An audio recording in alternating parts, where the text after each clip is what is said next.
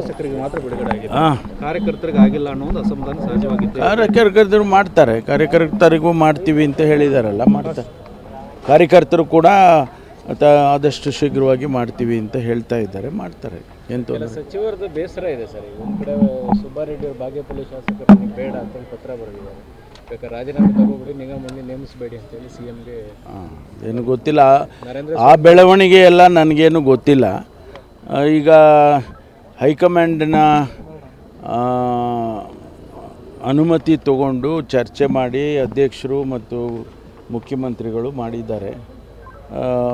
ಈಗ ಯಾರು ಅಕ್ಸೆಪ್ಟ್ ಮಾಡ್ತಾರೆ, ಯಾರು ಅಕ್ಸೆಪ್ಟ್ ಮಾಡೋದಿಲ್ಲ ಗೊತ್ತಿಲ್ಲ ನನಗೆ.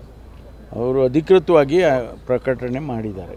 DC ಅವ್ರನ್ನ ಭೇಟಿ ಮಾಡಿದ್ರಿ ಸರ್? ಹಾಂ, ಏನು ಚರ್ಚೆ ಆಯಿತು? ಅದೇ ನಮ್ಮ ತುಮಕೂರಿಗೆ 29ಕ್ಕೆ ಕಾರ್ಯಕ್ರಮ ಇದೆ, ಸರ್ಕಾರಿ ಕಾರ್ಯಕ್ರಮ. ಮುಖ್ಯಮಂತ್ರಿಗಳು ಅವರು ಎಲ್ಲ ಬರಬೇಕು ಅಂತೇಳಿ ಅವ್ರಿಗೆ ಆಹ್ವಾನ ಮಾಡಬೇಕಲ್ಲ, ಅದಕ್ಕೆ ಹೋಗಿದ್ದೆ. ನೀವೇನಾದರೂ ನಿಗಮಮಂಡಳಿ ವಿಚಾರವಾಗಿ ಏನಾದರೂ ಇಲ್ಲ, ಮಾತಾಡೋಕ್ಕೆ ಹೋಗಿಲ್ಲ.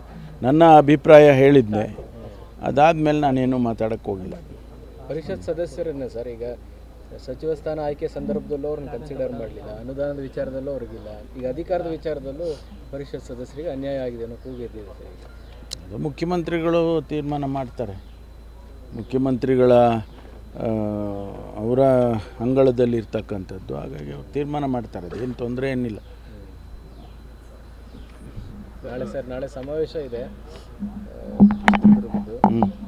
ಮುಂಚೆ ಜಾತಿ ಗಣತಿ ವರದಿನ ಅಕ್ಸೆಪ್ಟ್ ಮಾಡ್ತಾರೆ ಅನ್ನೋ ಚರ್ಚೆ ಕೂಡ ಇದೆ. ಅಕ್ಸೆಪ್ಟ್ ಮಾಡಿ ಯಾಕಂದ್ರೆ ಅದು ಕೂಡ ಟರ್ಮ್ ಮುಗಿತಾ ಬಂತು 31ಕ್ಕೆ.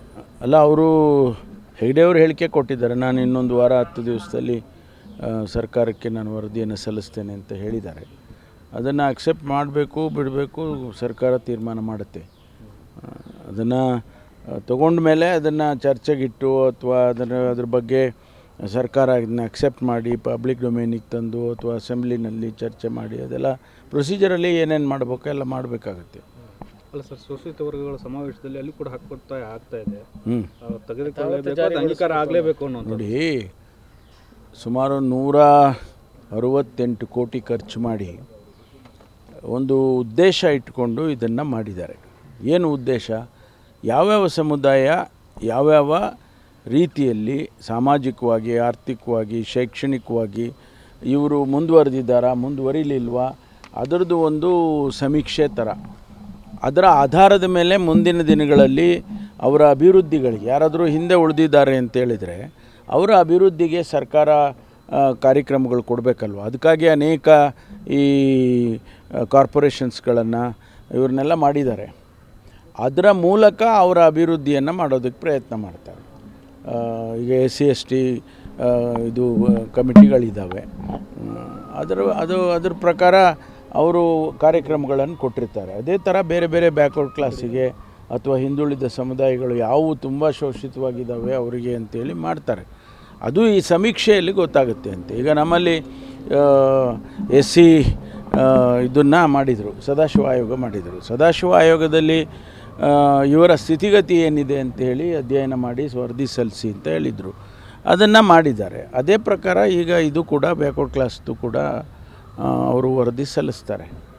ಸರ್, ಈಗ ನಿನ್ನೆ ಖರ್ಗೆ ಅವರೊಂದು ಸಲಹೆ ಕೊಟ್ಟಿದ್ದಾರೆ ರಾಜ್ಯ ನಾಯಕರಿಗೆ, ಯಾರನ್ನ ಪಕ್ಷ ಸೇರ್ಪಡೆ ಮಾಡ್ಕೊಳ್ಬೇಕು ಅವ್ರ ಹಿನ್ನೆಲೆ ತಿಳ್ಕೊಬೇಕು, ಅವ್ರ ತತ್ವ ತಿಳ್ಕೊಬೇಕು, ಹಿಂಗೆ ಬಂದು ಹಿಂಗೆ ಹೋಗೋದು ಆಗಬಾರ್ದು ಅಂತ ಜಗದೀಶ್ ಶೆಟ್ಟರ್. ಹೌದು, ಅದು ಒಳ್ಳೆಯದೇ ಅಲ್ಲ. ಹೈಕಮಾಂಡ್ ಹೇಳಿದ ಮೇಲೆ ಅದನ್ನು ನಾವು ಪರಿಪಾಲಿಸ್ತೀವಿ. ಆದರೆ ಅಧ್ಯಕ್ಷರು ಮಾತ್ರ ಬಂದವರನ್ನೆಲ್ಲ ಸೇರಿಸ್ಕೊಳ್ಳೋಕೆ ರೆಡಿ ಆಗಿದ್ದಾರಲ್ಲ ಇಲ್ಲ, ಈಗ ಹೇಳಿದ್ದಾರೆ ಆಲ್ ಇಂಡಿಯಾ ಅಧ್ಯಕ್ಷರು ಹೇಳಿದ ಮೇಲೆ, ACC ಹೇಳಿದ ಮೇಲೆ ಅದನ್ನು ನಾವು ಪಾಲಿಸ್ತೀವಿ.